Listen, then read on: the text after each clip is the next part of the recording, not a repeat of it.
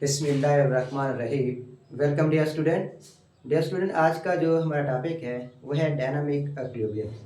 अच्छा, इस dynamic equilibriums के अंदर बात करने से पहले यहाँ पर हमें कुछ रिवर्स रिएक्शंस और इरिवर्सिबल रिएक्शंस के हवाले से, जो कि हमने प्रीवियस लेक्चर्स के अंदर भी इसको पढ़ा हुआ है, उसके हवाले से कुछ बताते हैं।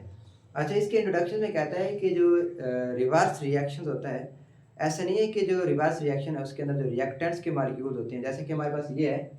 अगर हम इसको समझें कि ये एक रिवर्सिबल रिएक्शन है, तो इस रिवर्सिबल रिएक्शन के अंदर जो रिएक्टेंट्स के मॉलिक्यूल्स हैं, ये वाले आपस में रिएक्ट करके ये प्रोडक्ट्स बना देते हैं।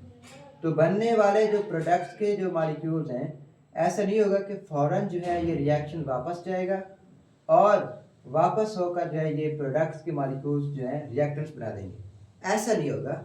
तो ये कंडीशन आने के लिए कुछ वक्त दरकार होगा।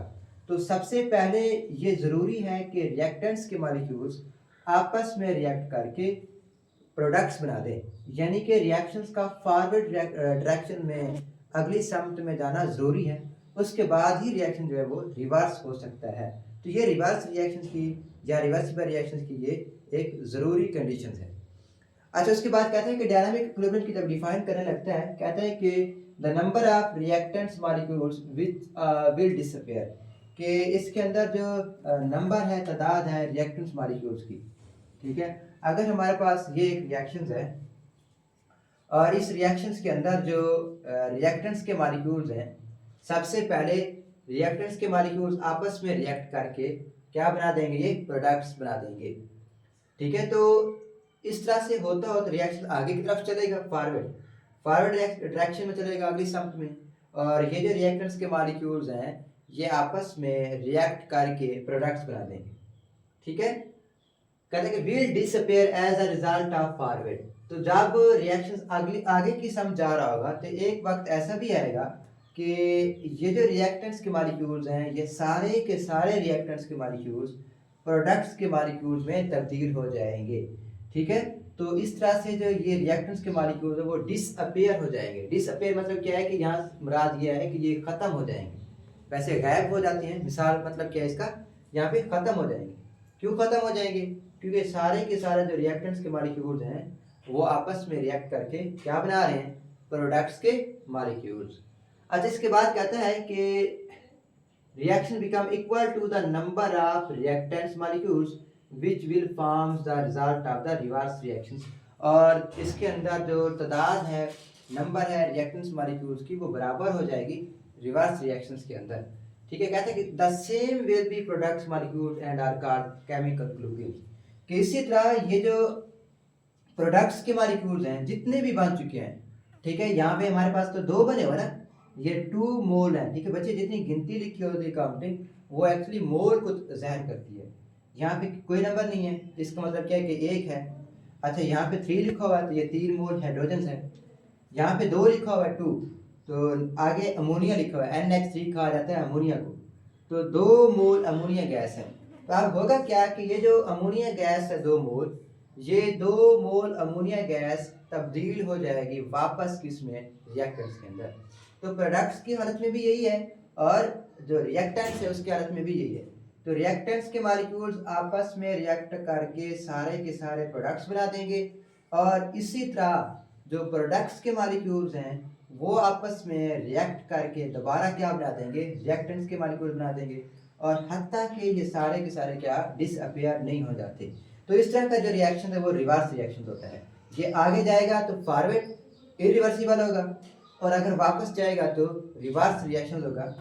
तो जो डायनामिक इक्विलिब्रियम है वो क्या है कि एक ऐसी कंडीशन है केमिकल इक्विलिब्रियम्स जिसमें रेट ऑफ फॉरवर्ड रिएक्शन, यानी कि जो आगे चलने वाला जो रेट है रिएक्शन का, उसकी रफ्तार और वापस जाने वाले, ठीक है, रिवर्स रिएक्शन की जो रफ्तार है वो ऑलमोस्ट इक्वल हो जाती है, बराबर हो जाती है। यानी कि जितने रिएक्टेंट आपस में प्रोडक्ट्स बना रहे हैं उतने ही प्रोडक्ट्स आपस में रिएक्ट करके रिएक्टेंट्स बना रहे हैं। तो ऐसा रिएक्शन क्या कहलाता है, केमिकल इक्विलिब्रियम्स कहलाता है। उसके बाद कहते हैं इन वेसल्स के, एक वेसल्स के अंदर reactions keeps on both direction, कि एक बर्तन है, ठीक है, कोई फ्लास्क वगैरह है, उसके अंदर एक रिएक्शन हो रहा है, तो उस रिएक्शन के अंदर जो रिएक्शन है ये वाला दोनों डायरेक्शन में जाएगा। तो ठीक है, हमारे पास ये वाला रिएक्शन देखें, एक आगे की तरफ भी जा रहा है और वापस बैक भी आ रहा है, तो इसलिए कहते हैं कि बोथ डायरेक्शन की तरफ जाएगा, ठीक है। And do not cease at the equilibrium state and are called dynamic equilibrium. और ऐसा नहीं है कि इस स्टेट के अंदर जो रिएक्शन है वो सीज हो जाएगा। सीज का मतलब यह है कि जो रिएक्शन है वो स्टॉप हो जाएगा, ऐसा नहीं हो सकता, बल्कि रिएक्शन जो वो कंटिन्यू रहेगा, आगे की तरफ भी जाएगा और वापस भी आएगा। देखने में बेज़ाहिरी तौर पर हमें ऐसा लगेगा कि रिएक्शन रुक चुका है, क्योंकि जितने मॉलिक्यूल रिएक्टेंट के प्रोडक्ट बना रहे हैं उतने ही प्रोडक्ट के मॉलिक्यूल्स वापस आके रिएक्टेंट्स के मॉलिक्यूल बना रहे हैं। तो बेज़ाहिरी तौर पर तो हमें ये लग रहा है कि रिएक्शन जो है एक स्टॉप हो चुका है दिखने में, लेकिन एक्चुअली इस रिएक्शन वो सीज नहीं हुआ, रुका हुआ नहीं है, बल्कि जा रहा है। लेकिन रिएक्शन की तो स्टेट है वो कौन सी होती है? डायनामिक इक्विलिब्रियम, कि जिसमें रेट ऑफ रिवर्स और फॉरवर्ड दोनों आपस में क्या हो जाते हैं? बराबर हो जाते हैं। द कंसंट्रेशन कहा जाता है मिकदार्स को, क्वांटिटी को। कहता है कि the concentration of reacting species, के जो रिएक्टिंग स्पीशीज है, रिएक्टिंग स्पीशीज से मुराद वो चीज़ें जो आपस में रिएक्ट कर रही हैं। कौन चीज़ें रिएक्ट कर रही हैं? या तो रिएक्टेंट आपस में रिएक्ट कर रहे हैं, प्रोडक्ट बना रहे हैं, या फिर प्रोडक्ट आपस में रिएक्ट करके रिएक्टेंट्स बना रहे हैं। तो ये जो चीज़ें चाहे रिएक्टेंट्स हैं या प्रोडक्ट्स हैं, इन दोनों को हम कहते हैं रिएक्टिंग स्पीशीज, क्योंकि ये आपस में रिएक्ट कर रही हैं। रिमेन्स कांस्टेंट एट इक्विलिब्रियम, तो ये दोनों की दोनों कांस्टेंट रहेंगी, बरकरार रहेंगी, एक जैसी रहेंगी इक्विलिब्रियम की कंडीशन के अंदर। अगर 4 मॉलिक्यूल हैं, ठीक है, उन्होंने अमोनिया बनाया, तो 4 ही वापस जाकर क्या बना देंगे? रिएक्टेंट्स बना देंगे। तो इसमें इस हालत के अंदर जो रिएक्शन है उसकी जो रफ्तार है वो क्या रहेगी? सेम है। उसके बाद कहते हैं कि डायनामिक इक्विलिब्रियम डिपेंड्स, ये जो कंडीशंस है डायनामिक इक्विलिब्रियम्स की, इसका इन्हिसार किस चीज़ के ऊपर होता है? किन चीज़ों के ऊपर ये डिपेंड करती है?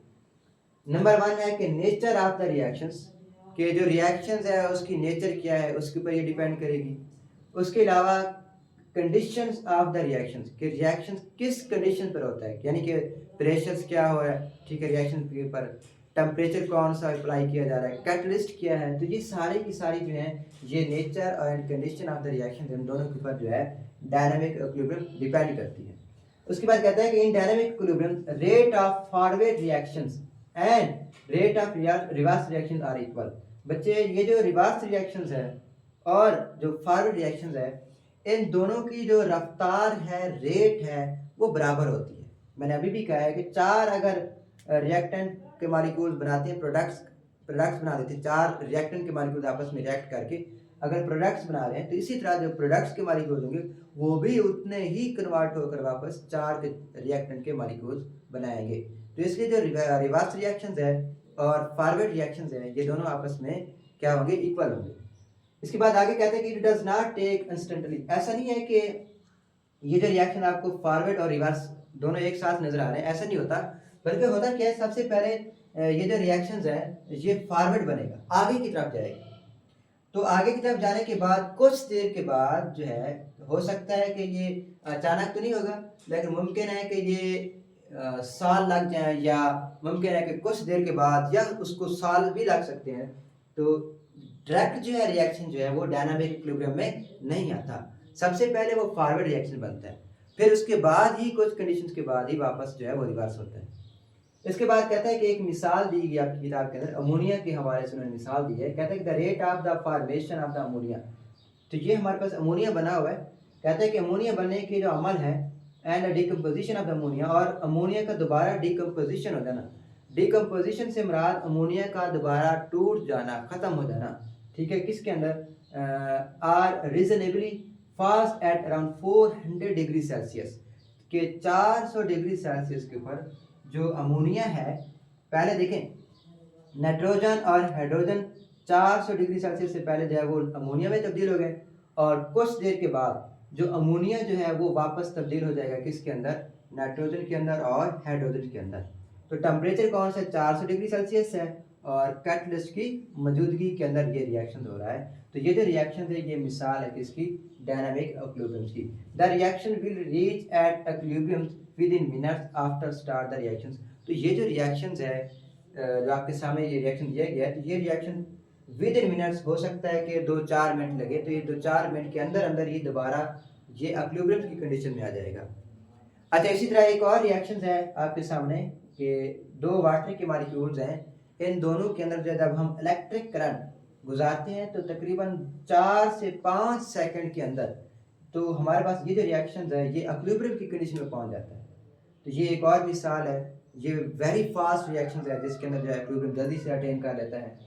अच्छी इसी तरह आपकी बुक्स के अंदर एक और मिसाल दी गई है दिलचस्प इंफॉर्मेशन के अंदर एक बॉक्स खड़ा है, उसमें कहता है कि सुबह सिंध में थार के एक इलाका है, सुबह सिंध के अंदर थार का इलाका है जहाँ से जो कोयले के जो है ज़खायर बड़े ज़खायर वहाँ पे मौजूद हैं।